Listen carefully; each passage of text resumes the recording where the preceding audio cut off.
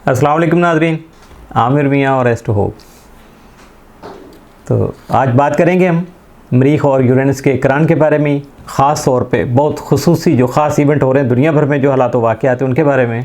और चूँकि जो सबसे बड़ा दुनिया का बाप बना हुआ है अमेरिका, उसके बारे में भी ख़ासी तफसील है। और थोड़ा सा मैं अहाता करूँगा उसमें पाकिस्तानी हिस्ट्री का भी, हमारे लीडरान पे इसके क्या असरात आ रहे हैं, और ख़ास तौर पे खान साहब के हवाले से भी। तो ये सारी चीज़ें ज़रा मैं देखता हूँ कि कैसे कैसे तरतीब बनी हुई है।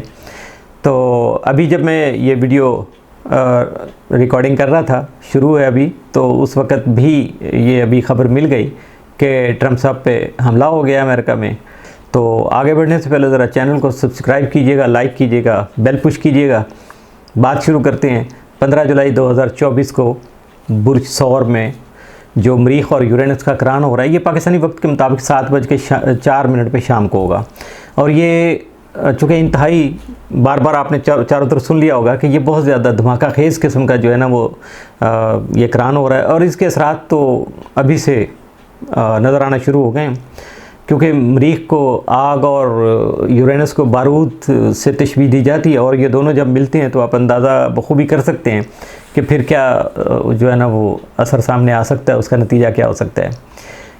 और इसके अलावा अगर देखा जाए तो मरीख सिर्फ जो है वो जंग जदल का ही नहीं बल्कि तब्दीली और अमल का सियारा भी है। जबकि यूरेनस जो है ना अचानक गैर मुतवक्को धमाकेदार तब्दीलियों, सरकशी और बगावत के साथ जो है ना वो मनसूब किया जाता है। यानी तब्दीलियों के मामला में और पाकिस्तान को जो डबल डोज मिलने वाली है ना, उसका ख़ास तौर पे इसमें ज़िक्र हो रहा है। और वैसे तो पाकिस्तान में इसके असरात अभी से पिछले ये 2-3 दिन से नज़र आना शुरू हो गए हैं, लेकिन इसमें सबसे जो अहम जो चीज़ है वो है अलगौल। ये चूँकि फिक्स्ड स्टार है, सितारा जिसको कहते हैं, ये अपनी जगह से मूव नहीं करता है। और ये प्रॉपर एक नक्षत्र है जिसके हिस्से में जाके ये वाला जो इकरान है वो हो रहा है। और अलगौल के असरात जो है ना वो बहुत ज़्यादा चूँकि नेगेटिव हैं, बहुत ज़्यादा मनफी किस्म के हैं। और इसे वैसे भी एक मिथ जो चल रही है उसमें मेडोसा का सर कलम करने वाला जो वाक़या है उससे इसको मंसूब किया जाता है। और ये जो नक्षत्र है ना, इसको जो इस मेडोसा का सर कलम करने वाला हीरो था वो परसियस, उसके नाम से इसको मंसूब किया जाता है, क्योंकि उसने ही मेडोसा का सर काटा था। और कहते हैं कि जहाँ ये सितारा जो है अपना रंग दिखाना शुरू कर देता है या इसके असरात आना शुरू हो जाते हैं सादा लफ्ज़ों में, तो वहाँ किसी न किसी का सर ज़रूर कलम होता है। यानी ये मुहावरतन बात कर रहा हूँ, प्रैक्टिकली नहीं है। और बल्कि इसमें जो है वो घुमंड भी आता है, गुरूर भी आता है। ये सारी चीज़ें जो है ना यहाँ बिल्कुल ख़त्म हो जाती हैं, इनके असरात ज़ाइल होते हैं। और जो बंदा ये सारा काम कर रहा होता है तो वो निशान इबरत बन जाता है। इसका दूसरा मतलब अगर लिया जाए ना, तो ये अदारे या मुल्कों के सरबराह जो है ना वो भी हो सकते हैं जो इक़्तिदार व इख्तियार से महरूम हो सकेंगे। और इनके असरात जो है ना वो चूँकि अभी नज़र आ रहे हैं पूरी दुनिया में। आप देखें कुछ इलेक्शन हुए हैं अभी पिछले हफ्ते में, और कुछ अभी भी चल रहा है प्रोसेस जो पूरी दुनिया में। तो उसमें अगर देखें कुछ हमारे अपने मुल्क में जो हालात व वाक़यात करवट बदल रहे हैं सियासी तौर पर भी, वैसे भी, तो ये यूँ लगता है कि वैसे तो ये हमारी ज़िंदगियों का बड़ा एक रेयर सा मौका है, बड़ा अहम और बड़ा रेयर सा दौर है। और इसका जो आगाज़ हुआ हिस्ट्री में, चूँकि उससे पहले का तो मालूम नहीं था, लेकिन जब हिस्ट्री में आया तो पहली मरतबा ये 1930 की दहाई के आखिर में और 1940 की दहाई जो है ना शुरू हो रही थी, उसके शुरू में ये मामला जो है ना सामने आया था। और वैसे उस वक़्त तो हमारा प्यारा मुल्क पाकिस्तान वजूद में नहीं आया था।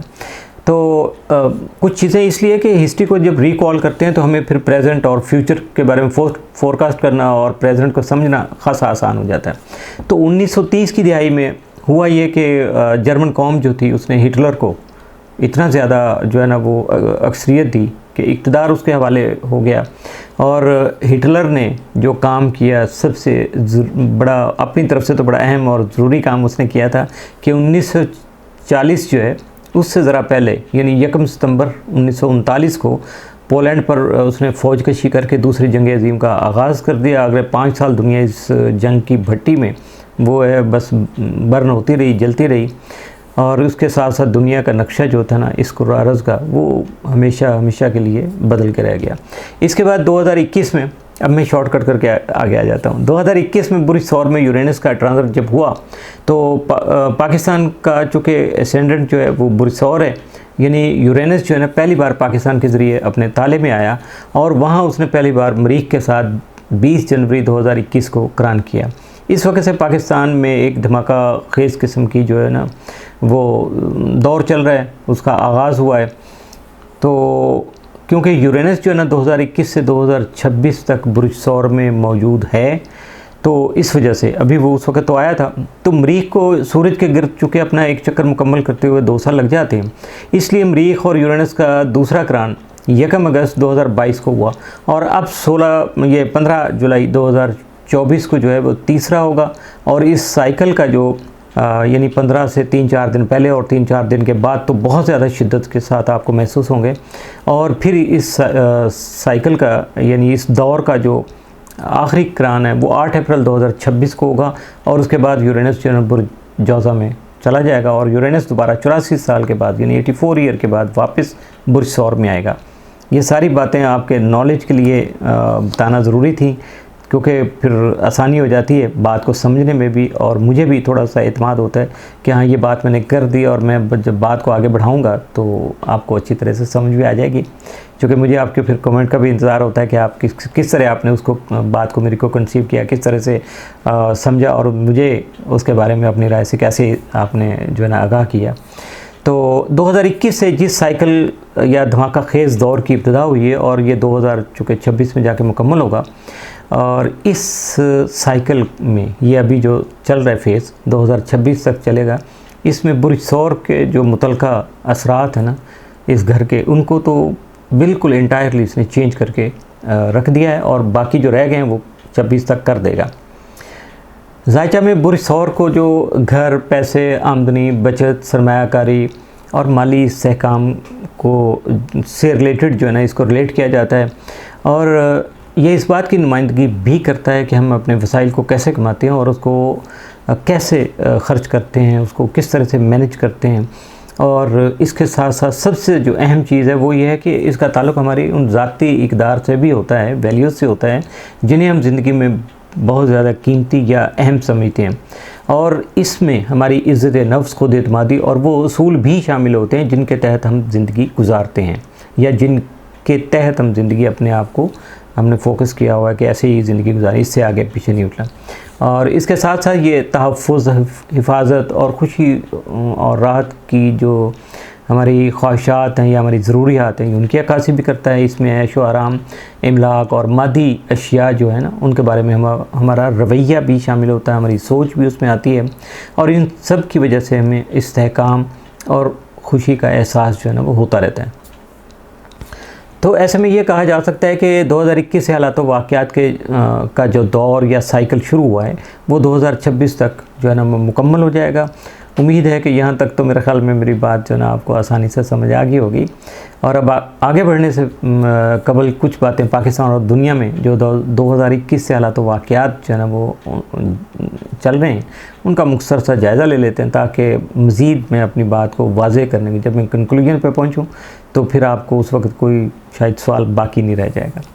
1936 से 1942 तक जर्मनी में हिटलर, इटली में मुसोलिनी और जापान में हिरोहिटो जैसे हुक्मरान थे जिन्होंने दुनिया को दूसरी आलमी जंग के जहन्नुम में झोंका और फिर दुनिया का नक्शा ही बदल गया। सौर जो कि बुर्ज सौर जो है टॉरस एक खाकी बुर्ज है जिसका ताल्लुक़ ज़मीन से होता है और ये ज़मीन और मौसमी मसाइल यानी खुश्क साली वगैरह की नुमाइंदगी भी करता है। 1936 में इन्हीं नज़रात के तहत जहां अमेरिका में ग्रेट डिप्रेशन चल रहा था वहां उसकी वस्ती रियासत जो है ना वस्ती मगरबी रियासतें जो थी ना जैसे निब्रास्का है, ओक्लाहोमा है और मैसूरी वगैरह, वहाँ मुसलसल गर्द के झक्कड़ चल रहे थे, तूफ़ान आ रहे थे। और अगस्त 1945 को जब अमेरिका ने जापान पे अपना पहला एटम बम मारा तब तक पाकिस्तान नहीं बना था, इसलिए पाकिस्तान के हालात को हम 2021 से ही शुरू करेंगे। यानी ये जो पिछला फेज़ चल रहा था ना उसका एंड वो गर्दो गुबार के जो तूफ़ान आ रहे थे सारा कुछ था, उसके बाद जो है ना अगस्त 1945 में अमेरिका के एटम बम जो है ना मारने तक जापान तक जो है ना ये सिलसिला जारी रहा। अब 2021 से 2022 तक का जो अगर ज़िक्र करें पाकिस्तान का तो आपके सामने सारी ये तो अभी कल की बातें हैं, लेकिन मैं उनको थोड़ा सा आपकी मेमोरी के लिए रिकॉल कर लेता हूँ। इस पूरे अरसा में यानी 2021 से 2022 तक का जो पाकिस्तान था वो मुख्तलिफ सियासी जमातों की तरफ से बड़े पैमाने पर एहतजाज करने और रैलियाँ निकालने समेत अहम सियासी जो है ना हलचल वो जारी रही। अपोजिशन जमातों बिलखुसूस जो है ना वो PDM यानी पाकिस्तान डेमोक्रेटिक मूवमेंट जो थी उसने जो वज़ीर आज़म उस वक़्त के इमरान खान साहब थे उनकी हुकूमत के ख़िलाफ़ अपनी मुहिम जारी रखी हुई थी। अपोजिशन जमातों की तरफ से मार्च 2022 में वज़ीर आज़म इमरान खान साहब के ख़िलाफ़ तहरीक अदम इत्माद दायर कर दी गई। 10 अप्रैल 2022 को खान साहब के ख़िलाफ़ जो अदम इत्माद का वोट जो है वो मंजूर हो गया, यानी उन पर अदम इत्माद कर दिया असम्बली ने या अक्सरियत ने। तो उसके बाद वो इक़्तिदार चूँकि उनका ख़त्म हो गया, तो पाकिस्तान मुस्लिम लीग नवाज़ के जो सरबराह थे शहबाज शरीफ साहब उस वक़्त, वो 11 अप्रैल 2022 को जो वो नए वज़ीर आज़म जो है ना वो मुंतखब हो गए। और इसके अलावा उस वक़्त बड़े टॉप लेवल के जो कानूनी मुकदमात और अदालती फ़ैसले जो थे वो भी आवाम की तवज्जो का मरकज़ बने रहे, और इन सब में करप्शन और सियासी रहनुमाओं से मुतल्लिक़ जो मुकदमात वो शामिल थे। और पाकिस्तान को क्या मिला? महंगाई, ईंधन की बढ़ती हुई कीमतें और बैनुल-अक़वामी मालियाती फ़ंड यानी IMF की तरफ से जो ज़लालत थोपी जा रही है हमारे मुल्क पे या थोपी गई, और ऐसे ही दीगर जो बैनुल-अक़वामी अदारे थे उनकी तरफ से माली इमदाद के हुसूल में बहुत ज़्यादा चैलेंज जो है ना वो सामने आए। और इसके साथ साथ जो है ना हमारी मुआशी मुश्किलात जो है ना फाइनेंशियल क्राइसिस जो थे वो जारी रहा। पाकिस्तान के कई खित्तों ने जो ना कुदरती आफात जैसे सैलाब और लैंडस्लाइडिंग वगैरह का सामना भी किया। ये सारी मुश्किलात उस दौर में आई।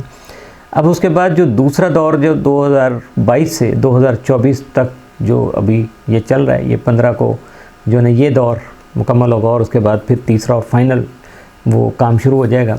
तो इसमें बतौर वज़ीर आज़म मुंतखब होने के बाद शहबाज शरीफ साहब की हुकूमत का मुख्तलिफ सियासी इस हुकूमत को ना मुख्तलिफ सियासी किस्म के चैलेंज जो थे उनका सामना करना पड़ा। आम इंतखाबात 2023 की बजाय फरवरी 2024 में हुआ।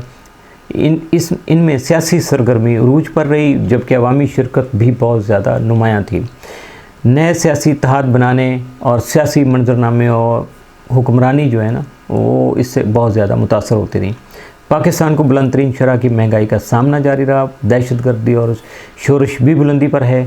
नए हाई प्रोफाइल केस जो हैं वो अदालतों में ज़ेर समाअत हैं। कुछ केसेस के फ़ैसले आ चुके हैं। अभी ये 2 दिन पहले जैसे खान साहब का फ़ैसला भी आ गया, उनको जो सीटें वीटें मिलनी थी, जो मखसूस सीटों का फ़ैसला था वो भी आ गया। उनके ख़िलाफ़ जो एक इद्दत केस का था उसका भी फ़ैसला आ गया। तो इसी तरह से ये असरात जो है ना वो जैसे हम कह रहे थे कि 15 जुलाई से 2-3 दिन पहले और 2-3 दिन बाद तो बड़े धमाका खेज़ हैं। तो पाकिस्तान के कई इलाके जो थे उनको कुदरती आफात का सामना भी करना पड़ा। पाकिस्तान को आलमी मसाइल का सामना है इस वक्त भी। अगर दुनिया को देखें तो जनवरी 2021 से जब मरीख और यूरेनस का बुर्ज सौर में करान हुआ तो कोरोना की वबा की वजह से आलमी सफरी पॉलिसियाँ जो थी उनमें अचानक और अहम तब्दीलियाँ रूनमा हो गई कर दी उन्होंने, जिसकी वजह से सफरी पाबंदियाँ लगाने का आगाज़ हो गया। क्योंकि मरीख सिर्फ जंगो जदल का ही नहीं, सफ़र और एडवेंचर का हुक्मरान भी है। और जो ही जब वो आया एक ज़रा वो फंसा तो उसके रिलेटेड जितने मामला थे तो सारे फंस गए। नवंबर 2020 के जो अमेरिकी इंतखाबात जीतने के बाद जनवरी 2021 में जो बाइडन साहब ने बतौर सदर अपने ओहदे का जो है ना हल्फ उठाया, जिसके बाद से दुनिया में जंगों का एक नया सिलसिला शुरू हो गया। नई जंगें आना शुरू हो गई। यूक्रेन और अफ्रीका, मगरबी ममालिक, अमेरिका और इस तरह की छोटी मोटी जंगें हर जगह होती रही, लेकिन यूक्रेन की बहुत बड़ी वो क्या कहते हैं एक नक्शा बदलने वाली या बड़े अहम असरात के हामिल जो जंग है वो भी अभी जारी है। और इसके बाद तो फिर बिल्कुल जो दुनिया की इंसानियत की बल्कि तबाही में वो कील ठोंका है, जो वो सबसे अहम जो थी वो इसराइल और फ़लस्तीन की जो जंग है, जिसमें इसराइल ने ख़ास तौर पर फ़लस्तीन में जारहियत करके नंगी जारहियत करके इंतहा कर दी हर काम की।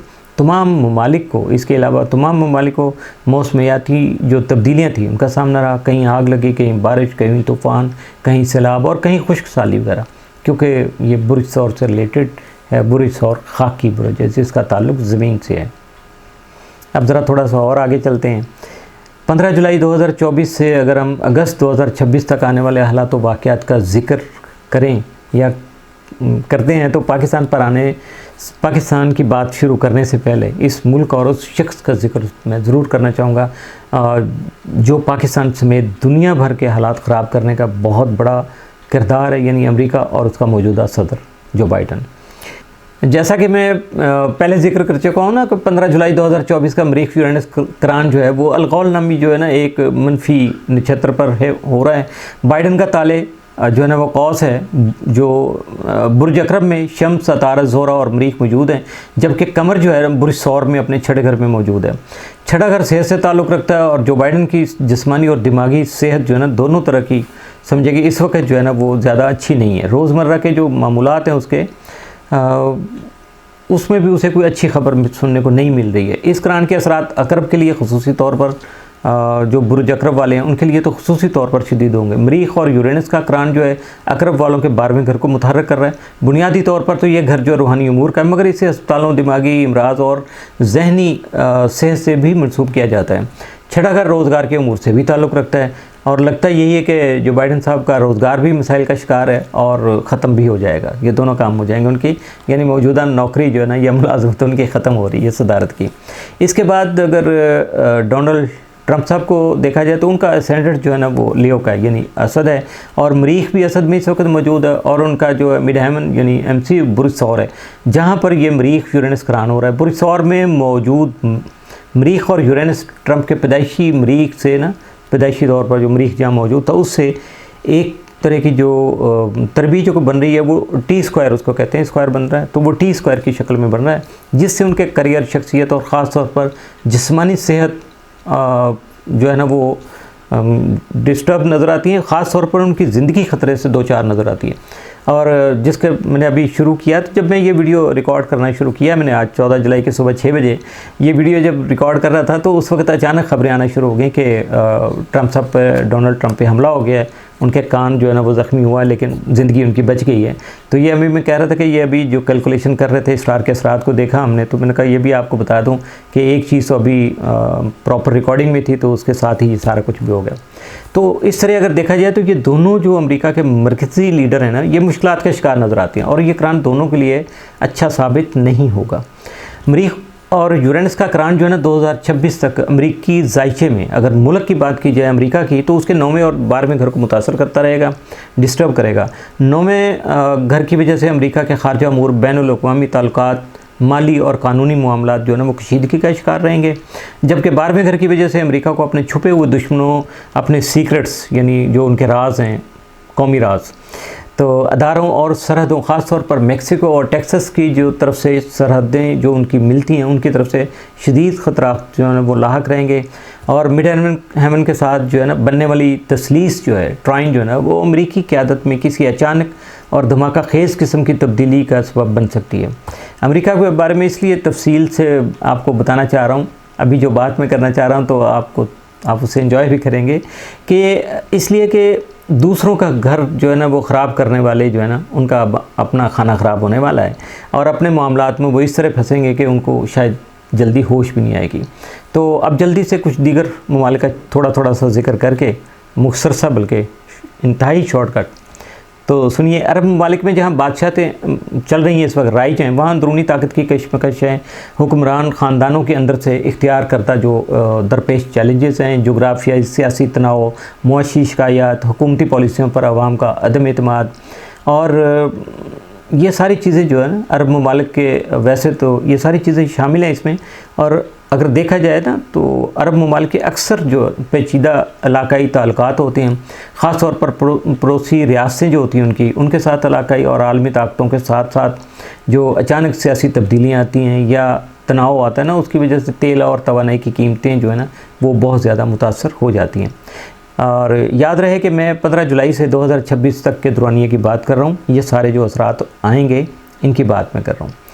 और रूस, यूक्रेन और इसके साथ साथ इसराइल और फ़लस्तीन के तनाज़ात में दोनों तरफ से गैर मुतवक्को कोई पेशरफ्त हो सकती है, लेकिन जंग बंदी से पहले पुरतशद्दुद जंग जो है ना वो नज़र आती है, या जंग की शिद्दत में बहुत ज़्यादा इजाफ़ा हो सकता है। अल्लाह करे कि ऐसा ना हो, क्योंकि इंसानियत तो पहले ही बहुत ज़्यादा तकलीफ़ में है। और इसके अलावा ताइवान पर जो है ना अलगौल के करीब जो है ना मरीख और यूरेनस के किरान का बराह रास्त असर जो है ना वो भी इन्हीं हवालों से होगा। पार्लिमानी और कौमी सलामती के मामला से लेकर चीन के साथ ताल्लुकात पर ताइवान को ना शदीद ख़तरात लाहक रहेंगे या उसका सामना करना पड़ेगा। आलमी टेक्नोलॉजी जो है सप्लाई चेन्स हैं, ख़ास तौर पर सेमीकंडक्टर्स और इलेक्ट्रॉनिक्स में इस किरान की वजह से बहुत ज़्यादा खलल आ सकता है, जिसके ताइवान से साथ साथ जिसकी वजह से ना ये चूँकि सारी चीज़ें ताइवान बहुत ज़्यादा बड़ा लीडर है इन सब चीज़ों में, तो उसकी वजह से दुनिया के बहुत सारे ममालिक जो है उससे मुतासर हो सकते हैं। चीन की ख़ारजा पॉलिसी जो है उसमें तब्दीलियाँ आ सकती हैं। इसके अलावा अगर देखा जाए तो इस किरान के आलमी मज़मरात में नए फ़ौजी तनाज़ात, हवाई आफात जैसे हवाई जहाज़ों के हादसे वगैरह होते हैं, और इसके साथ साथ कुदरती आफात, ज़लज़ले, आतिशफ़शां वगैरह, और स्टॉक मार्केटों के साथ साथ क्रिप्टो मार्केट में भी अचानक होने वाला जो उतार चढ़ाव है ना उसके असरात भी शामिल है। ये सारी चीज़ें इससे डिस्टर्ब होंगे। इसलिए बस अपने पैसे जो हैं वो बहुत सोच समझ के कहीं इन्वेस्ट कीजिएगा, खामखा का रिस्क नहीं लीजिएगा। पहले अगर रिस्क आपको 10-20% ले लेते थे, अब उसको भी मिनिमाइज़ कर लीजिएगा। आलमी सतह पर जो है ना अचानक बगावत और समाजी तहरीकें शुरू हो सकती हैं, क्योंकि यूरेनस जो है ना वो शऊर का बादशाह है, शऊर अता करता है, और जब शऊर मिलता है किसी कौम को, आवाम को, तो फिर तहरीकें शुरू होती हैं। हुकूमती पॉलिसियों पर, नाइंसाफ़ियों और अचानक तब्दीलियों पर लोग अपना रद्द-ए-अमल बहुत ज़्यादा शिद्दत के साथ जो है ना वो ज़ाहिर करेंगे। अच्छा, तकनीकी रुकावटें, इसमें साइबर हमले भी शामिल हैं, डाटा चोरी वगैरह के वाक़यात के जो है ना उसके साथ साथ आर्टिफिशियल इंटेलिजेंस जो है ना उसमें बहुत सारी नई डिस्कवरियाँ, नई इजादात जो है ना वो भी सामने आ सकती हैं। अप्रैल 2026 से तवील अरसा के लिए जब यूरेनस जो है ना बुर्ज जौज़ा में दाखिल हो जाएगा तो साइंसी इजादात और पेशरफ्तों का एक नया दौर आपको देखने को मिलेगा। हैरान होंगे कि ये सारा कुछ कितनी तेज़ी से आपके सामने आ रहा है। अब बात करते हैं अपने प्यारे पाकिस्तान की। तो पहले देखते हैं कि पाकिस्तान में कौन कौन सी ऐसी अहम या नुमायाँ शख्सियात हैं जो बराह रास्त इस किरान से मुतासर हो रही हैं। और इसका वैसे मैं अपनी पिछली वीडियो जिसमें मैंने इस किरान के अमूमी असरात बताए थे उसमें मैंने ज़िक्र भी किया था कि कौन से 4 बुरूज जो है ना इससे बहुत ज़्यादा मुतासर होंगे। वो वीडियो अभी देखी जा सकती है। अब इन बुरूज से मुतल्लिक़ हमारे सियासतदान कौन कौन से हैं, उसमें सबसे पहले जो सर फहरिस्त हैं वो हमारे जो हैं सदर ज़रदारी साहब हैं, आसिफ अली ज़रदारी साहब। उनका बुर्ज असद है जो कि इस किरान से बराह रास्त मुतासर हो रहा है। दूसरे नंबर पर वज़ीर-ए-आज़म शहबाज शरीफ साहब हैं। मुल्क के सरबराह होने की वजह से चूँकि उनके पहले हाउस को अगर देखा जाए तो वो बहुत ज़्यादा वो भी असरात की ज़द में हैं। तीसरे नंबर पर वज़ीर आला पंजाब मरियम नवाज़ साहब, चूँकि इनका पैदाइशी बुर्ज अकरब होने की वजह से ये भी बराह रास्त जो है ना वो मुतासरीन में शामिल होंगी और शामिल रहेंगी 2026 तक। अब बात अगर हम बहसियत मजमूई पाकिस्तान की करेंगे तो पाकिस्तान के पहले घर में मरीख और यूरेनस का किरान मुल्क की शनाख्त, अवामी इमेज जो है, दाखिली और बैनुल अक़वामी ताल्लुकात को मुतासर करने वाली अहम और अचानक तब्दीलियों की निशानदेही कर रहे हैं। बुर्ज सौर का हुक्मरान ज़ोहरा चौथे घर यानी असद में है, और ये ताल्लुक़ जो है मुल्की मामलात, अंदरूनी इस्तेहकाम, कौमी बुनियादों, अवामी जज्बात और अंदरूनी इस्तेहकाम पर असरअंदाज हो रहा है। पाकिस्तान का 10वां घर बुर्ज दलो बनता है जो हुकूमत और अथॉरिटी का होता है। मरीख और यूरेनस का किरान पाकिस्तान के पहले घर से 10वें घर को जो देख रह चुके मुतासर कर रहा है और ख़ासा उस पर असरअंदाज भी हो रहा है। कौमी शनाख्त से मंसूब पहले घर के मुतासर होने की वजह से पाकिस्तान का माली अमूर और मुआशी इस्तेहकाम जो है वो दूसरे घर को चुके हैं, तो उसकी वजह से ये मुतासर हो रहा है, जिसके नतीजे में मार्केट में उतार चढ़ाव रहेगा और सरमायादारों का जो है ना उनको अदम एतमाद का सामना होगा, उनका एतमाद नहीं बहाल हो सकेगा। अदालतें जो हैं वो अपनी आज़ादी और कामकाज की पॉलिसियों में ख़ुद जो है ना वो मज़ीद इस्लाहात करके अपने आप को मज़ीद खुद मुख्तार और मजबूत बनाएंगी। टेक्नोलॉजी में रुकावटें और नाकामियाँ सामने आ सकेंगी। सेहत की बहाली की अगर खिदमात को देखा जाए तो उसको गैर मुतवक्को चैलेंजेस जो हैं उनका सामना हो सकेगा। अमूमी तौर पर 15 जुलाई का मरीख और यूरेनस का किरान पाकिस्तान के लिए एक बड़े अहम दौर की निशानदेही कर रही है, जिसमें अचानक तब्दीलियाँ और मुख्तलिफ़ शोबों में चैलेंजेस और अवामी रद्द-ए-अमल जो है वो सामने आ सकेगा और उसका इख्तिताम अप्रैल 2026 में होगा। अब आखिर में बात करेंगे हमारे यानी मुल्क के सबसे बड़े, सबसे अहम और हर दिल अज़ीज़ रहनुमा जो हैं इमरान खान साहब। अगर खान साहब के पैदाइशी चार्ट और 13 जुलाई 2024 को उनके नए मुकदमे में गिरफ़्तारी की मालूमात की, ये अभी कल की बात है, आज जो है ना वो रिकॉर्डिंग हो रही है 14 की, तो ये 13 को उनको नई गिरफ़्तारी उनकी हुई है।